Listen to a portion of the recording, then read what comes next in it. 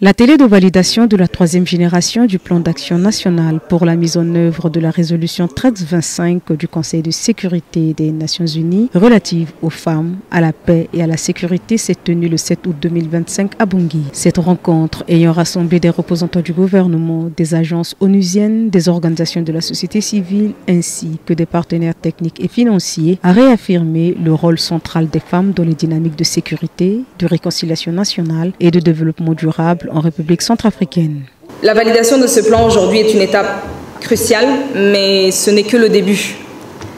Elle offre une fondation solide et profonde pour une construction, mais cette construction se nourrira de chacune des actions qui vont permettre à son opérationnalisation et à l'opérationnalisation de l'agenda Femmes, Paix, Sécurité en République centrafricaine.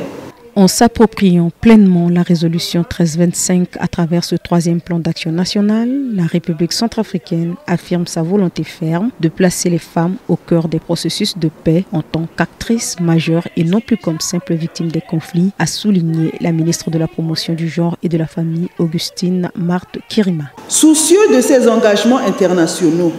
le gouvernement de la République centrafricaine a pris des mesures concrètes en vue de matérialiser l'élaboration et la mise en œuvre de cette résolution au niveau national. La résolution 1325 du Conseil de sécurité des Nations Unies relative aux femmes, à la paix et à la sécurité a été adoptée en l'an 2000. Elle marque une avancée majeure en reconnaissant le rôle essentiel des femmes dans la prévention des conflits et la construction de la paix. Elle insiste sur l'intégration de la dimension genre dans les efforts de paix et de sécurité. Dans ce contexte, la MINUSCA joue un rôle stratégique en appuyant activement le processus de validation du troisième plan d'action national en Centrafrique à travers un soutien financier, logistique, technique et une mobilisation inclusive des acteurs nationaux et internationaux.